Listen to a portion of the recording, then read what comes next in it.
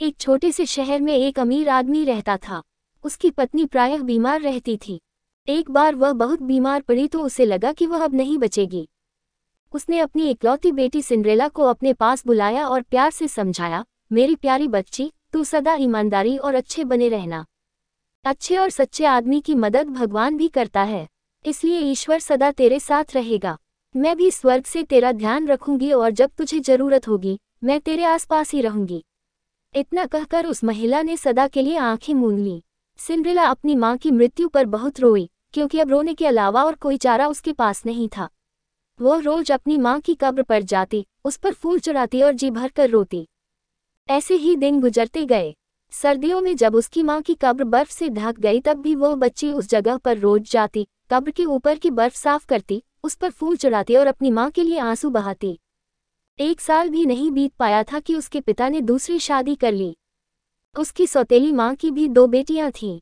वे दोनों देखने में तो सफ़ेद थीं, पर दिल से बहुत काली थीं।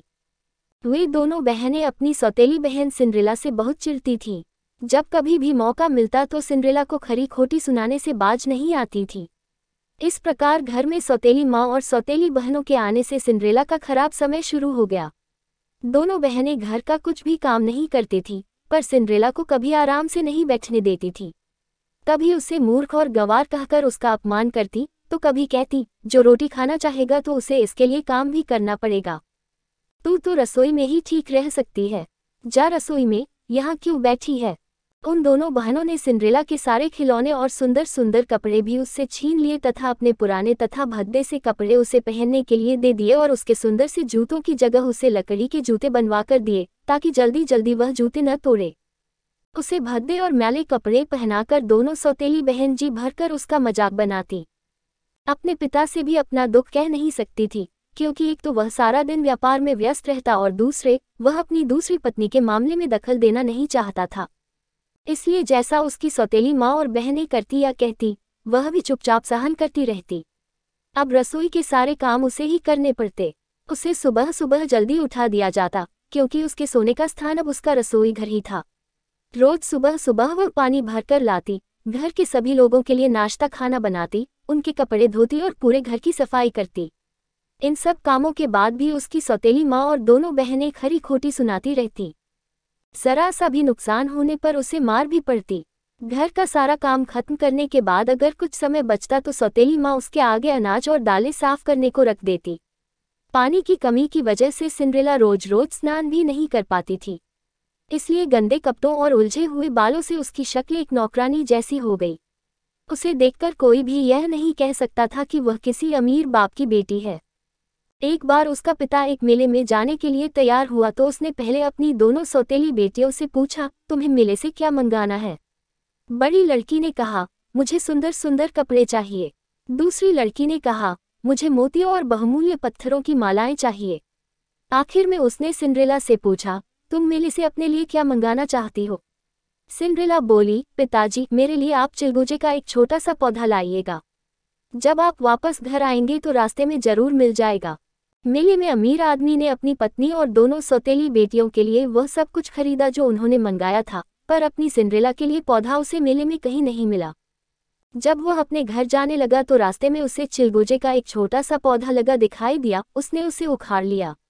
वह सोचने लगा कि सिंड्रेला ने कोई भी कीमती चीज न मानकर चिलगोजे का एक नन्हा सा पौधा ही क्यों मांगा, पर उसकी समझ में कुछ नहीं आया।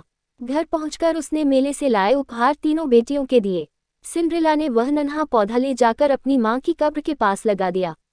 पौधा लगाते समय उसे इतना रोना आया कि पौधे की सारी मिट्टी उसके आंसुओं से गीली हो गई।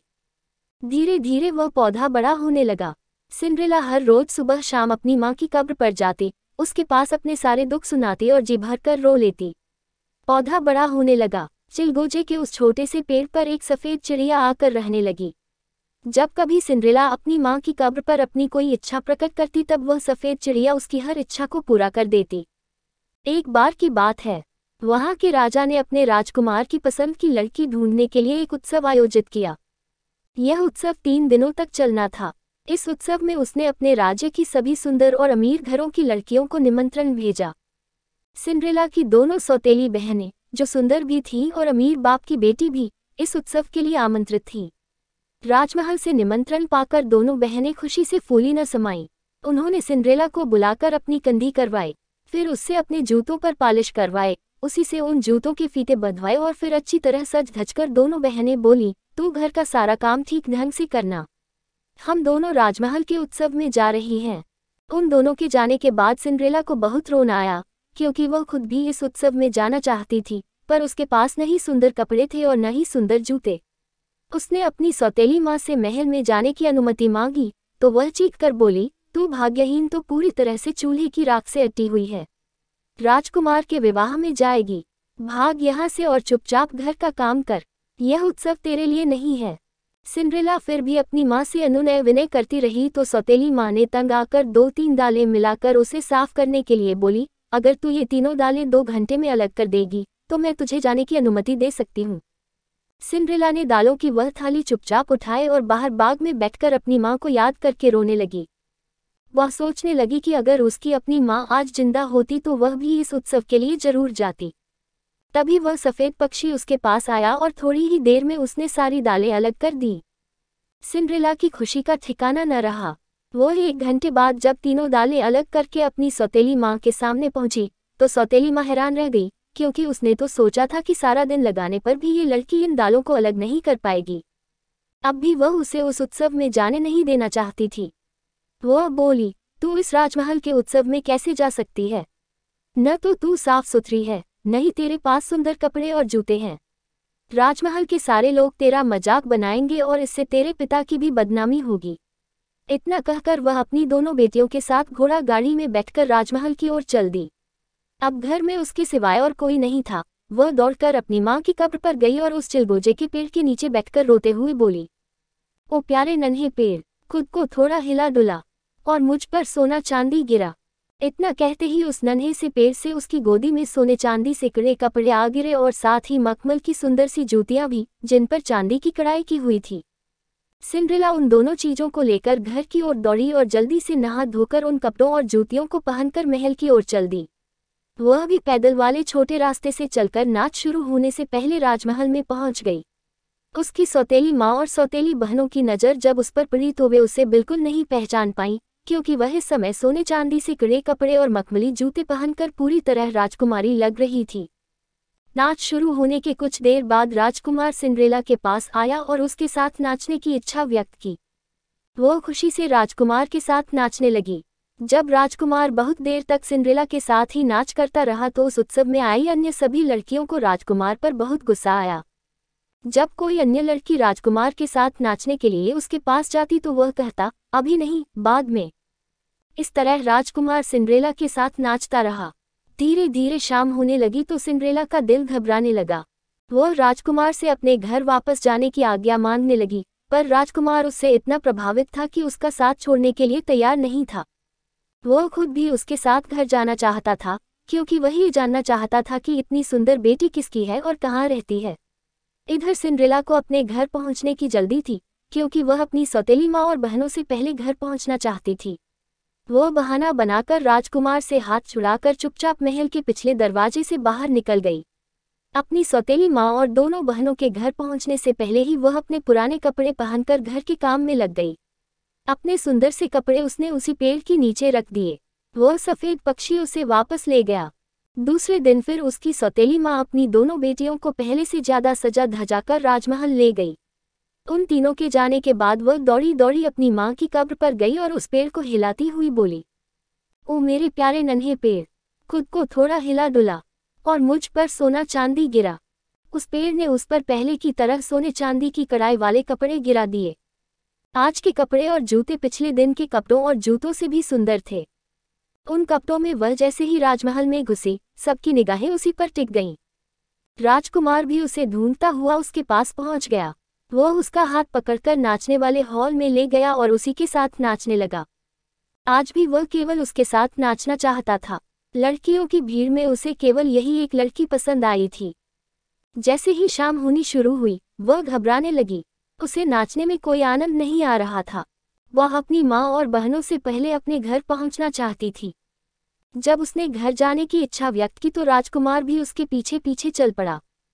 राजकुमार की नज़र बचाकर वह पीछे के दरवाजे से झाड़ियों में गुम हो गई। बेचारा राजकुमार अंधेरे में देख नहीं पाया। राजकुमार महल के पीछ वाले बाग में उस सुंदर लड़की को ढूंढता रह गया और इधर सिंड्रेला ने झट से अपने सुंदर कपड़े उतारकर अपनी मां की कब्र के पास वाले पेड़ के नीचे रखे और वही मैले कुचले कपड़े पहनकर अपने दोनों हाथ और मुंह चूल्हे की राख से ऐसे रंग लिए जैसे लगे कि वह सारा दिन रसोई से बाहर ही नहीं निकली है। उसकी सौतेली माँ जब अपनी दोनों बेटियों के साथ घर पहुंची तो उसे बहुत तसल्ली हुई कि वह सुंदर लड़की सिंड्रेला नहीं थी, जबकि उस लड़की की सूरत उससे बहुत मिलती जुलती थी। तीसरे दिन भी जब सौतेली माँ अपनी दोनों बेटियों को लेकर राजमहल के उत्सव के लिए रवाना हुई तो सिंड्रेला दौड़ी दौड़ी अपनी माँ की कब्र के पास गई और उसने उस पेड़ के नीचे खड़े होकर अपनी पहले वाला गाना फिर दोहराया तो फिर से उस पेड़ से चमक धमक वाले सुंदर कपड़े उसके हाथ में आ गिरे और बाद में असली सोने की बनी हुई सैंडल भी। जल्दी से नहा धोकर वह सुंदर कपड़े और सोने की सैंडल पहनकर राजमहल में पहुंची। आज फिर सब उसकी सुंदरता तथा कपड़ों की देखते रह गए। नाच अभी शुरू नहीं हुआ था क्योंकि राजकुमार अपनी पसंद की सुंदर और सुकोमल लड़की को ढूंढ रहा था। जैसे ही सिंड्रेला नाच वाले बड़े हॉल में घुसी तो राजकुमार तेजी से उसके पास आया और उसे अपने साथ नाचने के लिए आमंत्रित किया। अगर कोई और लड़की उसके साथ नाचने की इच्छा व्यक्त करती तो वह यही कह देता, अभी कुछ इंतजार करो, मैं बाद में तुम्हारे साथ नाचूंगा। इसी तरह नाच करते करते शाम होने लगी और सिंड्रेला को घर जाने की जल्दी होने लगी। राजकुमार के सामने उसने बहाना बनाया और तेजी से राजमहल से गायब हो गई। राजकुमार काफी देर तक उस लड़की के वापस आने की प्रतीक्षा करता रहा। बाद में वह महल के पिछली ओर गया क्योंकि पहले भी वह लड़की पीछे की ओर से निकलकर कहीं गायब हो गई थी। वहां पर उसे सोने की एक सैंडल मिली। उसने झट से उस सैंडल को उठाकर देखा कि वह खूबसूरत सैंडल सोने से बुनी हुई थी। राजकुमार ने अपने पिता के सामने शर्त रखी कि वह उसी लड़की से विवाह करेगा जिसके पैर में सोने की यह सैंडल ठीक ठीक आ जाएगी।